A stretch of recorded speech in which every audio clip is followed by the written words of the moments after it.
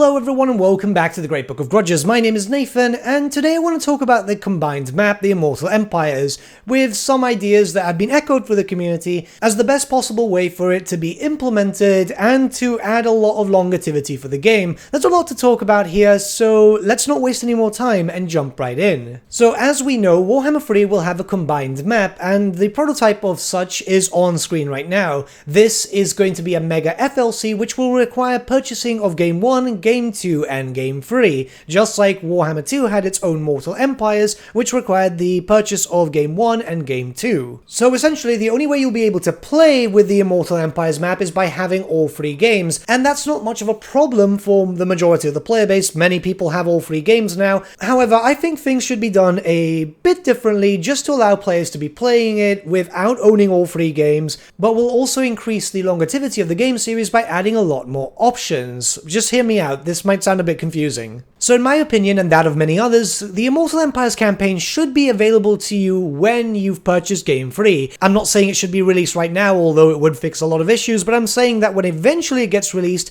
it doesn't matter if you have all three games, just two of them, or just Warhammer 3, you should be able to play with the Immortal Empires in Warhammer 3. Of course, at that point, anything that you own you'll have access to and be able to play. This means that the Immortal Empires campaign would be counted as base game just released further down the line. Now, why am I saying this? Well, there's two reasons. New players will find a bit of an issue when it comes to money to get into the series because 6 base games which haven't seen their prices reduced is very expensive. Now, I know that's not an issue for a lot of you, and this has been echoed before, but listen to me here. That means that players can just jump right into the big experience and start buying the stuff that they're interested as time progresses. So let's use the example. You're a new player, you've just bought Warhammer 3. You've been able to play in the Immortal Empires because say this is a few months down the line or wherever it gets released. You've been playing the Demons, Kislev or Cathay and you're pretty interested in certain races. You've been playing against the Orcs or maybe the Skaven or whatever,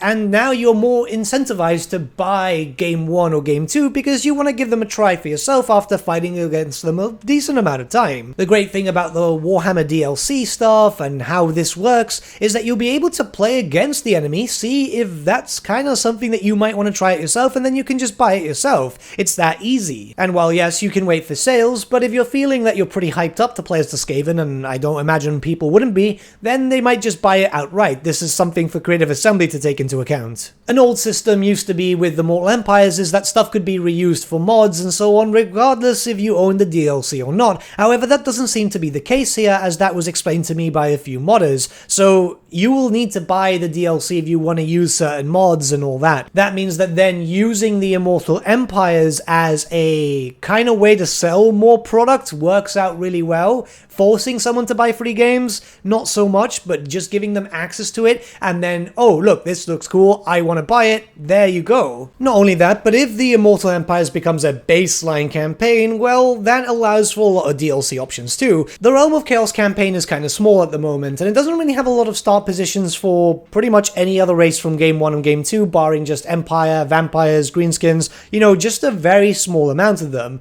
So if this means that the Immortal Empires is baseline, that allows for a lot more DLC options, it allows for loads more different starting positions, and it adds for lots more possibilities like the Kingdoms of Ind and Koresh and so on. Now, I honestly think that Ind and Koresh are going to be DLC in the future, and the only way I can see this being done is if they get their own form of campaign like the Realms of Chaos, probably a bit smaller.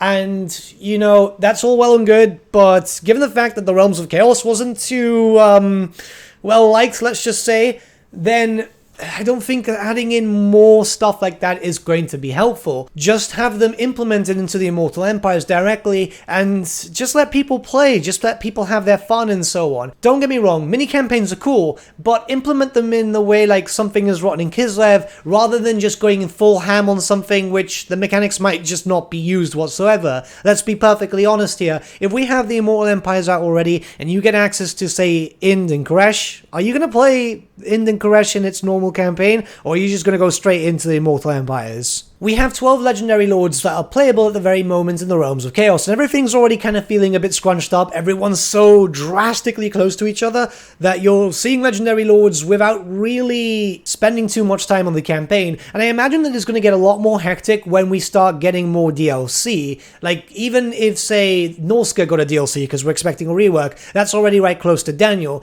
If we get a Warriors of Chaos DLC, where are they going to be? If we get a High Elf DLC, because High Elves are missing some stuff, where are they going to be? Even if we just use, for example, the Dragon Isles, which could be a great position for a start for a Lizardmen campaign, because they are still kind of missing stuff. That's right next to the Darklands and the Mountains of Morn, so I'm assuming, what, 4 Legendary Lords for the Chaos Dwarves, already the Ogres with Greasus there. Anything else? We know that Tretch is already there, but he's not playable at the moment, is a bit odd. So you see what I mean? If the Immortal Empires ends up becoming the base game feature too, they can focus DLC there. That means that everything won't be too scrunched up, and there's so many different things that could be done. We could get another DLC in Lustria. Yes, Lustria Bowl is a bit big, but now we've got full Lustria, so that can allow for more space. That means that certain characters like Lokia could be moved closer to Ind.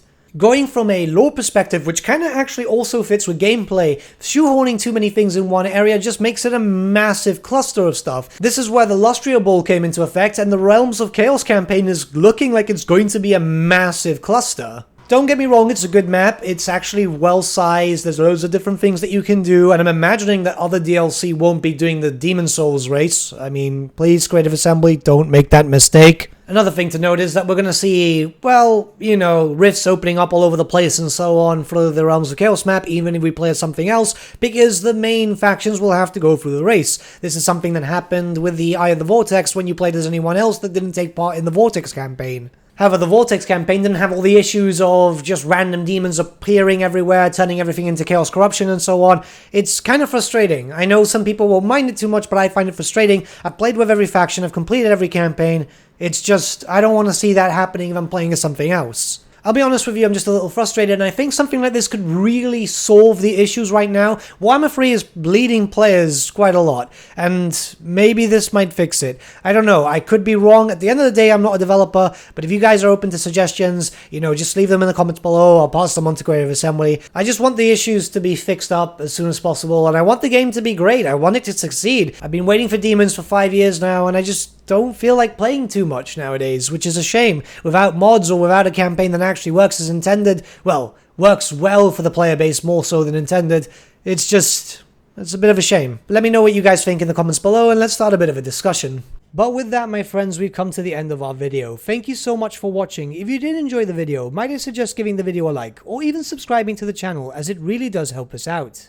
In the description section below are various links to different social media platforms such as Facebook, Instagram, and Discord. Also in the description section is an affiliate link with Element Games where you could buy loads of hobby-based products, not just Warhammer, for 10 to 25% off. Making a purchase using that link and also our special code, which is also in the description, supports the channel at no extra cost to you, which we think is rather cool. A big thank you to our patrons. Your support means the world to us. It's amazing that people want to help a small channel like us grow and get to a higher level of content. A big thank you to Gibraltar LUSC, Ryan Bertsche, Andrew Prince, and Okro for subscribing to us at our Fane level. You guys are super cool. And a big thank you to Edward Yule, VS Vasan, Aaron Whitman, and Shaggy for subscribing to us at our King level. Honestly, we can't thank you all enough. And lastly, a big thank you to all of you for liking, sharing, and commenting on these videos. Honestly, it's because of you guys that the channel has been growing at such a great pace lately, so we can't thank you all enough. But with that, my friends, thank you so much for watching once again, and we shall see you all again very, very soon. Have a good day.